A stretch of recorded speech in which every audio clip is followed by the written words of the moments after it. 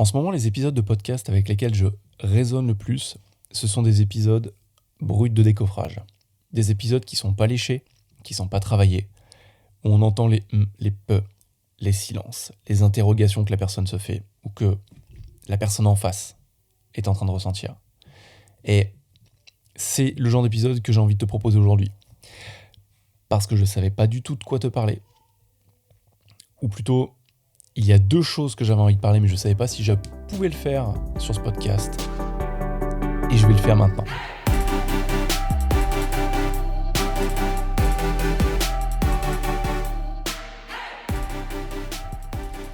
Je vais aller droit au but et peut-être commencer cet épisode par la conclusion qu'on pourrait en faire. Mais c'est que la promesse de la psychologie de l'esprit, donc la manière dont notre esprit fonctionne, c'est la compréhension qui se cache derrière. Comment est-ce que nous vivons au quotidien? Quelle expérience nous faisons du quotidien, de la réalité, de la nôtre? Donc fondamentalement, de comprendre que les sentiments, les ressentis, les émotions que nous vivons au quotidien construisent notre réalité et sont basés sur une chose, ou plutôt proviennent d'une chose, nos pensées. Souvent, quand j'en parle, pour la première fois à des clients, à des prospects, ou même à ma femme ou des amis, il y a un truc, surtout chez ma femme, et j'aime bien sa réaction parce que elle est très représentative. C'est-à-dire, à chaque fois, elle me dit « Mais Quentin, j'ai pas envie de vivre avec quelqu'un qui est totalement neutre émotionnellement et qui ne ressent jamais rien. » Et pendant un moment, j'ai pensé que l'éveil spirituel, l'éveil à la réalité, l'éveil à la simplicité de la vie, des choses, c'était ça. C'était une espèce d'équanimité émotionnelle. C'est ce qui est aussi propagé par l'idée des stoïciens, par plein de courants philosophiques, l'espèce de neutralité émotionnelle. Et c'est pas du tout l'expérience que j'en fais aujourd'hui et je vais te donner du contexte très concrètement en fait.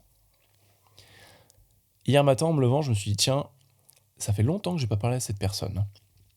Un dirigeant, un entrepreneur avec lequel j'ai échangé depuis un an et demi. On a eu plusieurs sessions de coaching. Mais voilà, c'était pas un client. Et on s'était lancé un petit défi, ou plutôt je lui avais lancé un petit défi il y a 2 semaines, et je me suis dit tiens, je vais prendre de ses nouvelles. Je lui ai écrit et le soir, donc hier soir, chose que je fais jamais, à 21h, je prends mon téléphone, je vois que j'avais un SMS. Normalement, je lis jamais mes messages, les emails, je fais rien sur mon téléphone le soir. En tout cas, j'essaie vraiment de le faire le moins possible. Mais hier soir, je me sentais détendu, je me suis dit tiens, j'ai regardé sa réponse. Et en fait, à ce moment-là, il m'apprend qu'il vient de perdre sa fille dans un accident il y a 3 jours et qu'il traverse une situation ignoble avec sa femme. Je t'avoue que je vais même pas parler au passé. Je suis encore secoué par ça. À me dire, mais comment est-ce que je pourrais l'aider? Comment est-ce que je pourrais être utile? Moi qui ai une petite fille de 5 ans et demi, juste y penser, les émotions qui me surviennent sont horribles. Je suis incapable d'imaginer la douleur qu'il doit ressentir actuellement. Et c'est là où en fait on pourrait tirer le raisonnement par les cheveux en se disant oui, mais finalement, le deuil, la perte de quelqu'un, ce n'est qu'une pensée. Et il y a des personnes assez sarcastiques, je l'ai déjà vu justement, à travers des sessions, à travers des webinars, qui poussent ce raisonnement à l'absurde. Et c'est sain. Quand on a une théorie scientifique, quand on regarde les théories physiques, le principe d'une théorie scientifique, c'est qu'elle doit être falsifiable. C'est-à-dire que c'est une théorie qui est vue comme vraie, tant qu'on n'a pas prouvé qu'elle n'était pas vraie, qu'il n'y a pas un cas dans lequel cette théorie ne se vérifie pas. Et du moment où on a trouvé ce cas d'exception dans lequel elle ne se vérifie pas, elle est remise en question, ça veut dire que ce n'est plus une vérité. Depuis que j'ai découvert les 3 principes de la psychologie de l'esprit de Sydney Banks, je ne l'ai pas fait tout de suite, mais maintenant je suis dans cette démarche depuis 6 mois à peu près de tester la véracité dans différents espaces, différents cas. La productivité, le mariage, le bien-être mental, les relations, la confiance en soi, le discours interne, les croyances. Quel est l'impact là-dessus? Et pour l'instant, je n'ai trouvé aucun cas dans lequel cette philosophie, c'est même pas ça, c'est pas un concept, c'est pas une philosophie, cette manière d'aborder le monde n'est pas vraie. ne se vérifie pas. Et donc hier se présente ça. Et ce qui a été assez intéressant, c'est de voir à quel point je me suis laissé ressentir ces émotions. D'avoir la pleine conscience qu'effectivement, ce que j'étais en train de ressentir était la pensée, que c'était horrible, que c'était ignoble, que je voyais, moi, Quentin, je me voyais en train de perdre ma fille par accident. Et ce qui était assez intéressant, c'est de voir ce qui se passait, de constater en pleine conscience les émotions qui étaient en train de naître en moi, de savoir que c'était du flanc, parce que avant que je prenne mon téléphone, j'étais bien, j'étais détendu, j'étais dehors dans le jardin, en train de regarder le coucher de soleil. C'était chouette. Il y avait le reflet des derniers rayons roses sur les montagnes, le soleil sur la piscine, le néflier qui bouge avec le vent. C'était vraiment un petit moment zen. Et quand j'ai lu ça, de nouvelles pensées sont arrivées dans mon flux de pensées.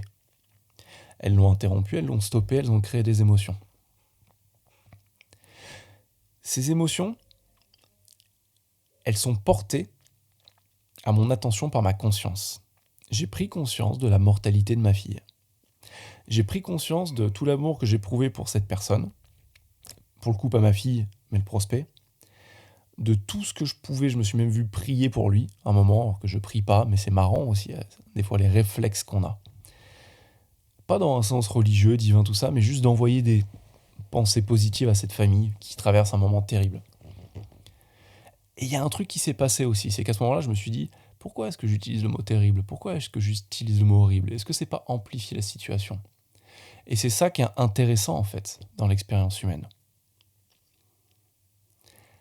C'est qu'il n'y a pas de vérité, façon de parler, sur la manière dont on se permet de ressentir les choses. On a tous le droit de ressentir nos émotions. Par contre, quand on prend conscience d'où elles viennent, de comment elles sont créées, et que c'est quelque chose qui est fait en pleine conscience, je saurais pas comment t'expliquer. Mais la relation à l'émotion n'est plus du tout la même. On la sent, on la ressent, on s'autorise à la ressentir, tout en étant détaché de celle-ci.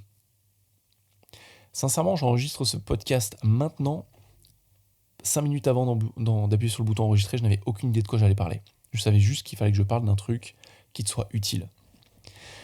Et ce qui s'est passé à ce moment-là, c'est qu'il y a cette pensée pour cette personne qui m'a retraversé l'esprit et qui m'a refait sentir ce petit coup de poignard au cœur. De me dire, mon Dieu, mais quelle situation terrible il est en train de traverser avec sa famille. Et ça m'a rappelé qu'effectivement, j'avais pas repensé depuis hier soir. Mais que là, j'y repense sans raison. Et c'est comme ça. C'est la manière dont fonctionne notre flux de pensée. On ne choisit pas nos pensées. On ne peut pas se déconnecter de ce flux de pensée. On ne peut pas l'arrêter. On ne peut pas ne plus penser. On ne peut pas choisir ses pensées. Je ne sais pas si toi tu l'as déjà essayé, moi j'ai essayé de le faire pendant des années. C'est épuisant de se forcer à avoir des pensées positives. C'est jouable, mais ça demande une énergie de dingue qui m'a cramé plus d'une fois. Jusqu'au moment où on se dit putain j'en ai marre. Et là en fait, on retombe dans la négativité parce qu'on ne se force plus, on n'a plus l'énergie pour positiver. Mais l'expérience humaine est basée sur cette constante, la constante de la pensée. On a un flux de pensée inconscient qui nous arrive dans tous les sens et on ne le choisit pas. Au moment où j'ai pris conscience de ça, je me suis dit, il faut que je parle de ça. C'est pas un épisode mainstream.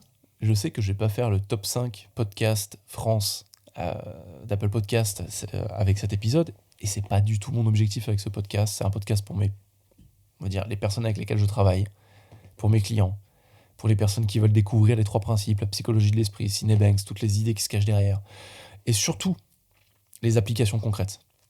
Surtout ce que ça veut dire au quotidien. C'est pas un truc ésotérique où le but c'est de connaître l'éveil et de se détacher du monde, d'être un pied dans le ici et maintenant et un pied dans l'au-delà, comme certains bouddhistes, hindouistes disent. Le but étant de garder de contact avec juste ce qu'il faut de la vie, mais en être totalement détaché. C'est pas du tout la manière dont moi j'interprète aujourd'hui les 3 principes.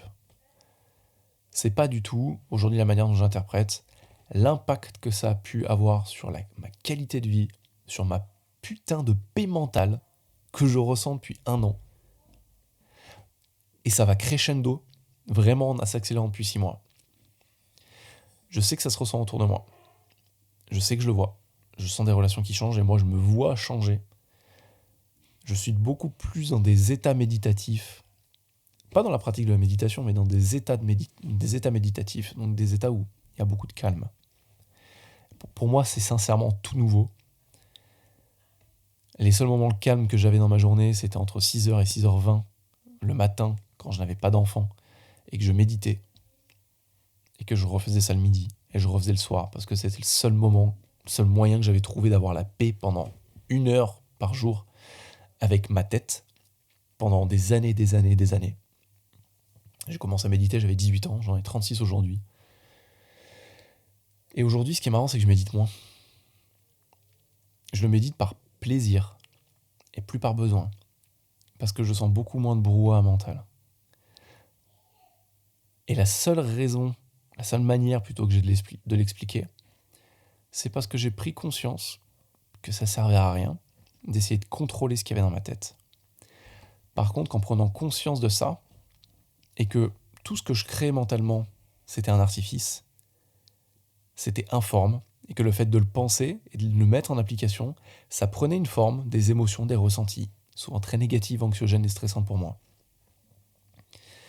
Et bien juste le fait de me détacher de ça apportait beaucoup plus de fluidité mentale. Et sincèrement, ce qu'on appelle l'éveil, et pendant des années je m'en suis fait tout un gros truc. Alors, petite guillemets, je ne me considère pas comme éveillé aujourd'hui, spirituellement, je ne parle pas de ça. Mais ma vision de l'éveil, qui était une espèce de béatitude constante, de détachement, de légèreté de vivre au quotidien, aujourd'hui je l'interprète plus de cette manière. Je le vois plus comme une fluidité mentale, assez constante. Parce que ce qu'on appelle nos problèmes, le stress et les anxiétés, c'est juste une prise sur quelques pensées stressantes. Et quand on arrive à comprendre que relâcher cette prise, c'est un peu comme sur une autoroute, quand il y a un accident, il se crée un bouchon, quand on enlève le bouchon, on regagne de la fluidité sur l'autoroute. C'est pareil pour l'autoroute de nos pensées. Il s'agit de la même chose. Je te parle de décès, je te parle de comment je les ai vécus, en tout cas là dans les dernières 24 heures, à quel point ça me touche, à quel point je me rends compte que j'ai le droit de ressentir ces émotions, à quel point aussi je me rends compte que c'est artificiel, et que c'est ok, que j'ai conscience de ça. Alors, je sais pas si cet épisode te sera utile, en tout cas, je voulais partager ça. C'est ce qui m'est venu aujourd'hui. Mais fondamentalement, ce que je voulais t'exprimer aujourd'hui, c'est mon idée de ce qu'est la santé mentale, de l'expérience que j'en fais actuellement, à quel point la mienne s'améliore radicalement, à quel point ma compréhension de ma vie, de tout ce qui s'est passé avant, est géniale, malgré mes burn-out, malgré mes dépressions, malgré mon égocentrisme incroyable, et mon ego démesuré pendant des années, mes objectifs très personnels, au détriment de tout ce qui se passait autour de moi.